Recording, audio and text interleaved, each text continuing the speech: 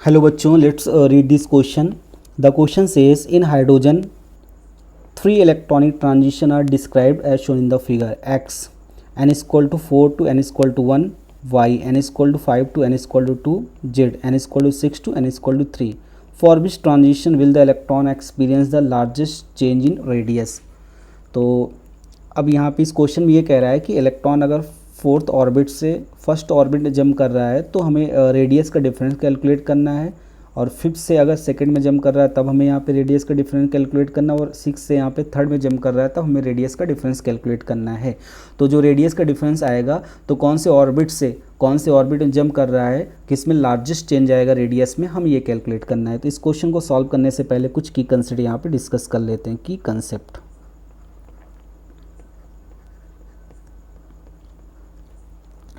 तो की कंसेप्ट में सबसे पहले यहाँ पे हम डिस्कस करते हैं radius of orbit. Radius of orbit, तो रेडियस ऑफ ऑर्बिट में सबसे पहले हम यहाँ पे ये कंसीडर करते हैं कि हमारे पास एक एटम है और उस एटम का यहाँ पे ये क्या हो गया, न्यूक्लियस हो गया. और ये यहाँ पे जो न्यूक्लियस इसका चार्ज यहाँ पे क्या हो गया, जेड ई. जेड यहाँ पे है एटॉमिक नंबर और ई क्या है, प्रोटॉन का चार्ज. अब यहाँ पे एक फिक्स्ड स्टेबल ऑर्बिट में according to Bohr's first postulate electron एक fixed non radiating stable orbit में रिवॉल्व करता है. जब इलेक्ट्रॉन यहाँ से रिवॉल्व कर रहा है उसकी स्पीड यहाँ पे अज्यूम कर लेते हैं Vn, और यहाँ पे जो इलेक्ट्रॉन है उस इलेक्ट्रॉन की न्यूक्लियस से जो डिस्टेंस होती है उसको एज्यूम कर लेते हैं Rn. तो ये Rn क्या हो गया, रेडियस ऑफ ऑर्बिट. तो इस रेडियस ऑफ ऑर्बिट का जो फॉर्मूला हो जाएगा Rn, ये इक्वल टू होता है 0.53 n square divide by z. तो ये फॉर्मूला यहाँ पे किसके लिए वैलिड है, हाइड्रोजन लाइक एटम के लिए वैलिड.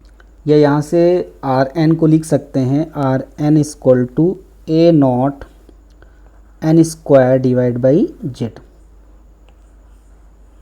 तो यहाँ पे ए नॉट क्या होता है, बोर रेडियस होता है. ए नॉट यहाँ पे क्या है, बोर रेडियस, और ए नॉट की जो वैल्यू होती है वो होती है 0.53 एंगस्ट्रॉन. ये ए नॉट की वैल्यू होती है. ए नॉट को यहाँ पे हम क्या बोलते हैं, बोर रेडियस.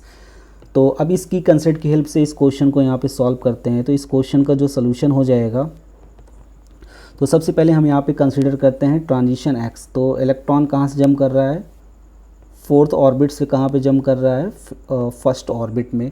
तो यहाँ पे हम सबसे पहले यहाँ पे रेडियस कैलकुलेट करते हैं. जब इलेक्ट्रॉन कौन से ऑर्बिट में था, फोर्थ ऑर्बिट में. जब इलेक्ट्रॉन यहाँ पे फोर्थ ऑर्बिट में होगा हाइड्रोजन लाइक एटम के लिए, तो हमारे पास जो फॉर्मूला है वो कितना है रेडियस कैलकुलेट करने का.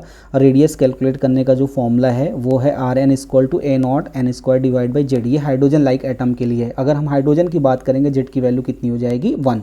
तो यहाँ से Rn हमारा कितना हो जाएगा, a नॉट. कितना हो जाएगा, ए नॉट, और एन की वैल्यू यहाँ पे कितनी है, 4. तो अगर 4 की वैल्यू यहाँ पे पुट करेंगे, फोर्थ का स्क्वायर कितना हो जाएगा, 16 ए नॉट. तो यहाँ से हमने R4 जो कैलकुलेट कर लिया वो कितना आ गया, 16 ए नॉट. सिमिलरली हम यहाँ पे R1 कैलकुलेट करते हैं. जब इलेक्ट्रॉन फर्स्ट ऑर्बिट में आ गया तब, तो यहाँ से ए नॉट इंटू एन. एन की वैल्यू यहाँ पे कितनी, 1. 1 का स्क्वायर 1 ही हो जाएगा. तो यहाँ से R1 की जो वैल्यू आ जाएगी वो कितनी आ जाएगी, यहाँ से ए नॉट. तो अब यहाँ पे हम डिफरेंस कैलकुलेट करते हैं क्योंकि हमें यहाँ पे रेडियस का डिफरेंस कैलकुलेट करना है. तो चेंज इन ऑर्बिट रेडियस, यहाँ पे डिफरेंस हो जाएगा इसका. तो इसको डिफरेंस मान लेते हैं यहाँ पे डेल्टा आर, और एक्स के लिए हम लोग कैलकुलेट करें ट्रांजिशन एक्स. तो यहाँ से R4 माइनस R1, तो ये हो जाएगा यहाँ पे 16 ए नॉट माइनस ए नॉट. तो ये बचेगा 15 ए नॉट. तो जब यहाँ ट्रांजिशन इलेक्ट्रॉन का होता है फोर्थ ऑर्बिट से फर्स्ट ऑर्बिट में, तो रेडियस का जो चेंज इन ऑर्बिट आ जाएगा वो कितना आ जाएगा, 15 ए नॉट. अब यहाँ पे हम कैलकुलेट करते हैं जब ट्रांजिशन कहाँ से होता है, वाई के लिए ट्रांजिशन यहाँ से कितना होता है, फिफ्थ से कहाँ पे हो रहा है, n equal to second orbit में जब यहाँ पे इलेक्ट्रॉन जंप करके आ रहा है. अगर यहाँ पे वाई ट्रांजिशन कैलकुलेट करते हैं जब इलेक्ट्रॉन कहाँ पे फिफ्थ ऑर्बिट से सेकेंड ऑर्बिट में जंप करके आ रहा है. सबसे पहले जब इलेक्ट्रॉन फिफ्थ ऑर्बिट में था, रेडियस यहाँ पे कैलकुलेट करते हैं. तो रेडियस हो जाएगा r5। इलेक्ट्रॉन कौन से ऑर्बिट में था, 5th। तो यहाँ फॉर्मूला होता है a0 n स्क्वायर, तो n की वैल्यू यहाँ पे कितनी हो जाएगी 5 स्क्वायर। तो r5 की जो वैल्यू आ जाएगी वो आ जाएगी 25 a0। सिमिलरली हम कैलकुलेट करते हैं जब इलेक्ट्रॉन सेकंड ऑर्बिट में आ जाता है, जंप करके कहाँ पे आ जाता है, ये सेकंड ऑर्बिट में। 5th ऑर्बिट के लिए हमने रेडियस कैलकुलेट कर लिया। अब जब सेकंड ऑर्बिट में आता है तब यहाँ पे रेडियस कैलकुलेट करते हैं। तो यहाँ से r सेकंड ऑर्बिट के लिए हो जाएगा r2 equal to a0 n square. n की वैल्यू यहाँ पे है 2, 2 का स्क्वायर कितना हो जाएगा 4, तो यहाँ पे ये आ जाएगा 4a0। अब यहाँ पे डिफरेंस कैलकुलेट करते हैं, इसको मान लेते हैं डेल्टा आर वाई। तो ये हो जाएगा हमारा 25 a0 माइनस ये हो जाएगा 4a0, तो ये कितना आ जाएगा 21 a0। तो रेडियस यहाँ पे आ गया 21 a0। जब इलेक्ट्रॉन कहाँ से जंप कर रहा है, 5th से सेकंड में जंप करके आ रहा है, तो रेडियस का जो डिफरेंस आ गया वो कितना आ गया 21 a0। अब सिमिलरली हम कैलकुलेट करते हैं जेड के लिए, जब ट्रांजिशन कहाँ से हो रहा है, n इक्वल टू 6 से n इक्वल टू 3rd में हो रहा है। तो यहाँ से n इक्वल टू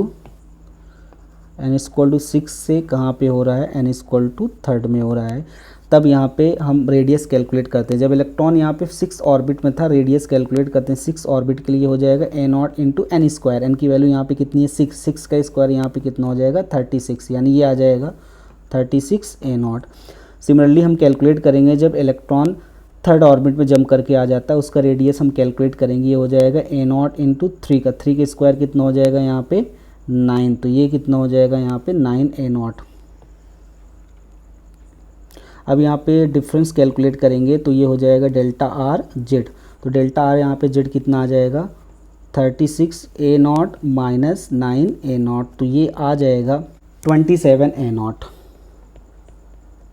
तो डेल्टा आर जेड की वैल्यू यहाँ से आ गई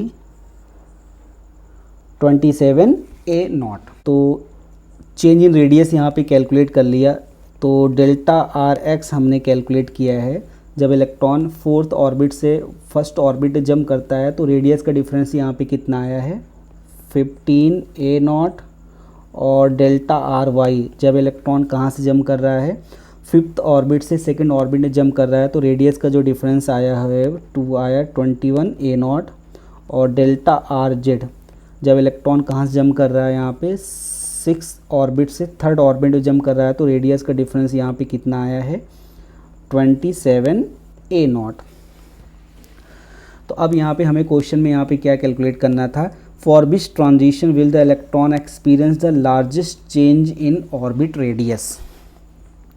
तो यहाँ पे डेल्टा आर जेड यहाँ पे कितना आ रहा है 27 a0, यानी जब इलेक्ट्रॉन का ट्रांजिशन कहाँ से होता है, 6 ऑर्बिट से 3rd ऑर्बिट में जब इलेक्ट्रॉन जंप करता है, तो जो रेडियस में वो चेंज होता है वो सबसे ज़्यादा होता है, लार्जेस्ट होता है। वो कितना होता है यहाँ पे 27 a0। So final answer is largest change in orbit radius when electron jumped from n equal to 6th orbit to n equal to 3rd orbit is equal to 27 a0।